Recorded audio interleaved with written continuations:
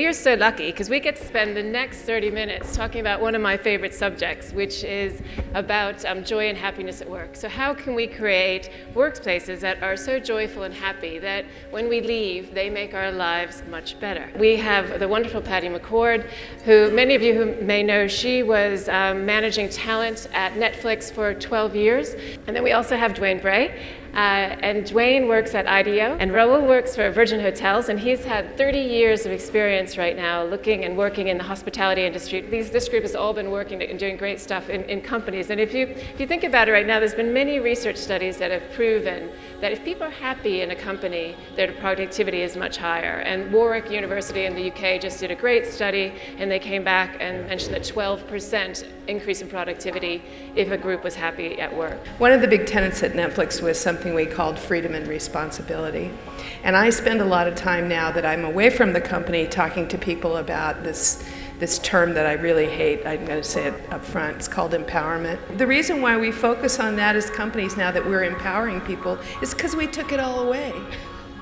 Right? So now we have to give it back. Why do we have to give it back? Why don't we just assume that everybody walks in the door every day, powerful, strong, ready to contribute, understanding the mission, there because they want to be, and create companies where people have the freedom to do that. Our challenge was this: in the hotel business, man, empowerment's tough. Yeah. Because some of the leaders specifically don't ever like to give up that level of control. We had to stand up there in front of everybody and say, look, you really are empowered here to make a decision. And you really are empowered here to be yourself.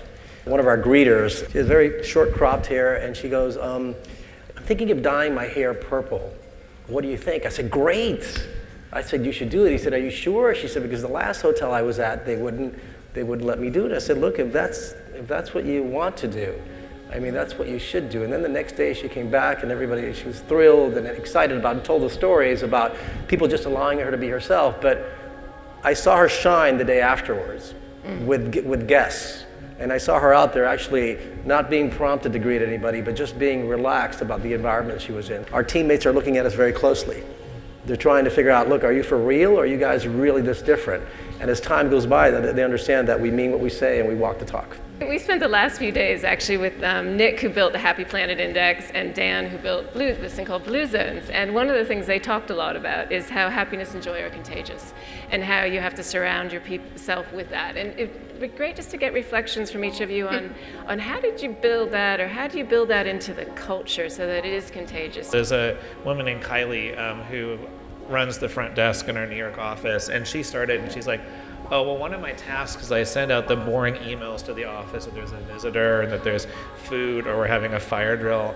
And so she's like, how do I make that joyful and fun for people? So she ended up, every single one of those notes is this elaborate set of animated GIFs that just tells these crazy stories about anything that's going on. And what's so funny is there is not a single person in that office that doesn't read anything that comes in from her. And then so many people from other offices say, can I be on the IDEO New York mailing list because I want to get this? So everyone knows that we have a fire drill or that there's leftover sandwiches in the kitchen or something. But it's just that thing. She took it upon herself to kind of like, I want to be happy doing what I'm doing, and I want to take something which sounds really banal and I want to elevate it. Everybody has to be given the opportunity to innovate in everything they do. And we shouldn't parse people out into, oh, well, these jobs are repetitious and boring.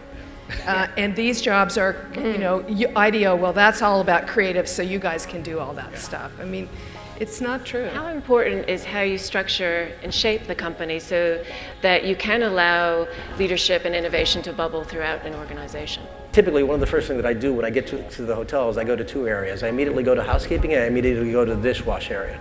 Because those are the people that nobody ever sees that are back there. But those people have so much to contribute. And I think organizations in general tend to believe that the upper hierarchy is going to have all the answers. Yeah. It's going to innovate. And those are the people that are going to innovate, and those are the innovators, and that's the environment they create. But as I said to our team, I said, imagine this. Each one of our hotels has upwards of 300 employees. Imagine the untapped brain power inside that hotel. I think most companies don't do a great job of taking advantage of all the brain power inside their organization that's available to them. I just want to say a huge thanks to Patty, Duane, and Raul, and to all of you for being here in the room. Thank you very much.